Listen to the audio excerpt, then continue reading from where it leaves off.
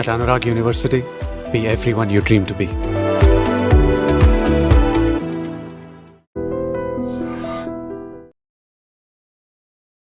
జగిత్యాల జిల్లాలో షాకింగ్ ఘటన. మధ్యమత్తులో ఒక వ్యక్తి ఏకంగా ఆర్టీసీ బస్సునే చోరీ చేసుకుని వెళ్ళిపోయాడు. బస్సును అడ్డదిడ్డంగా నడిపాడు. మార్గ మధ్యలో నలుగురిని ఢీకొట్టేశాడు. వెనకాల నుంచి వస్తున్నటువంటి పోలీసు కారును కూడా ఢీకొట్టాడండి. ఒక చోట గుంతలో బస్సు పడి ఆగిపోగా వెంటనే దిగేసి పారిపోతున్నటువంటి ఆ నిందితుడిని పోలీసులు పట్టుకున్నారు. ఈ ఘటన మీద కేసు నమోదైంది, దర్యాప్తు చేస్తున్నారు. ఈ ఘటన తర్వాత పోలీసులు ఏం చెప్పారంటే, సాంబయ్య అనే వ్యక్తి జూలై 21న మంగళవారం రోజున కోరుట్ల బస్ డిపోకి వచ్చాడు. తనకు పని ఇవ్వండి అని చెప్పి అక్కడ ఉన్న సిబ్బందిని అడిగాడంట. అయితే పని లేదు, ఇక్కడ నువ్వు చేయాల్సిన పని ఏమీ లేదు, ఇక్కడి నుంచి నువ్వు వెళ్ళిపో అని చెప్పి ఆ సిబ్బంది అక్కడి నుంచి పంపించేశారు. దాంతో కోపంతో రగిలిపోయాడు. నేను మర్యాదగా పని అడిగితే నాకు పని ఇవ్వరా? నేను ఎంత మంచిగా డ్యూటీ చేస్తాను, ఎందుకు నాకు పని ఇవ్వరు? మరి నేను ఎట్లా బతకాలి?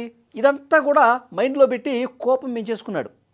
సాంబయ్య అక్కడే డిపో వద్ద ఉన్నటువంటి ఒక బస్సు పైకి ఎక్కి, దాంతో కోపం పెంచుకున్నటువంటి సాంబయ్య ఆ డిపో వద్ద ఉన్నటువంటి బస్సు లోపలికి వెళ్ళి బస్సును డ్రైవ్ చేసుకుంటూ వెళ్ళిపోయాడు. డ్రైవరు కండక్టరు అప్పుడే బస్సు దిగారండి. వాళ్ళు దిగటాన్ని చూసి వెంటనే బస్సు లోపలికి వెళ్ళిపోయి డ్రైవర్ సీట్లో కూర్చొని స్టార్ట్ చేసేసాడు. తాళాలు బస్సుకే ఉన్నాయి, ఎందుకంటే ఆ బస్సు కండక్టర్ డ్రైవరు ఎప్పుడు అట్లా దిగేసి వాళ్ళు ఏదో టీ తాగటం లేకపోతే ఏదైనా పని చూసుకొని మళ్ళీ బస్సు ఎక్కుతారు కదా, సో దానికి తాళం దానికే ఉంది. అది చూసినటువంటి ఈ సాంబయ్య ఏం చేశాడు, లోపలికి వెళ్ళిపోయి డ్రైవ్ చేసుకుని వెళ్ళిపోయాడు. సమాచారం తెలిసిన వెంటనే మెట్పల్లి పోలీసులు బస్సును చేంజ్ చేశారు. అలా 10 కిలోమీటర్ల పాటు బస్సును వేగంగా నడుపుతూ పోలీసు వాహనాన్ని పలు వాహనాలను కూడా ఢీకొట్టి వెళ్ళిపోతూ ఉన్నాడు దుండగుడు. ఒకసారి మీరు స్క్రీన్లో కూడా చూస్తూ ఉన్నారు విజువల్స్. ఆ బస్సు ఫాస్ట్గా తీసుకుని వెళ్ళిపోతుంది. మరి ఆ బస్సును ఏం చేద్దామని తీసుకుపోతున్నాడో, ఏదైనా అమ్మేసుకుందామని తీసుకుపోతున్నాడో, లేకపోతే ఆ బస్సును పూర్తిగా మార్పులు చేర్పులు దాని రూపురేఖలన్నీ కూడా మార్చేసి ఒక ప్రైవేట్ బస్సుగా తయారు చేసి ఏమన్నా సొంతానికి వాడుకుందాం అనుకున్నాడా ఏమో తెలియదు. కానీ అతను మందు తాగున్నాడంట. ఆ మద్యం మత్తులోనే ఈ విధంగా పిచ్చి చేష్టలన్నీ చేసినట్టుగా తెలుస్తుంది. వెంటనే డిపో నుంచి తీసుకొచ్చినటువంటి బస్సు 18 కిలోమీటర్లు నాన్ స్టాప్గా దారిలో ఎవడు కనిపిస్తున్నాడు, లెఫ్ట్లో ఎవడు పోతున్నాడు, రైట్లో ఎవడు పోతున్నాడు, సరిగా ఉందాలే ఏమీ లేదు. 2-3 ద్విచక్ర వాహనాలని ఢీ కొట్టేశాడు. ఒకళ్ళిద్దరు కింద పడిపోయారు, వాళ్ళు గాయాలైనటువంటి పరిస్థితి, ఆసుపత్రి పాలైనటువంటి పరిస్థితి. అట్లా 18 కిలోమీటర్లు పోతున్నప్పుడు ఇక సినీ ఫక్కీలో పోలీసులు కూడా దాన్ని చేజ్ చేస్తూ ఉన్నారు. వీడు ఎటు తీసుకుపోతున్నాడు, ఇంకెంతమందిని గుద్దుతాడు, ఇంకెంతమందిని ప్రాణాలు తీస్తాడని చెప్పి పోలీసులు కూడా టెన్షన్ కనిపిస్తుంది. ఎందుకంటే స్క్రీన్ మీద దృశ్యాలు చూస్తుంటే మనకు అర్థమవుతుంది. ఆర్టీసీ బస్సును చోరీ చేసుకుని వెళ్ళిపోయినటువంటి ఘటన ఇది ఫస్ట్ టైం అనుకుంటా. సో వెంటనే పోలీసులు కూడా సమాచారం వచ్చిన వెంటనే మొత్తం చేసి 18 కిలోమీటర్లు పోయి నిజామాబాద్ వైపు వెళుతుండగా హనుమాను దేవాలయం వద్ద గుంతలో దిగి బస్సు ఆగిపోయిందండి. చూస్తూ ఉన్నారు మీరు.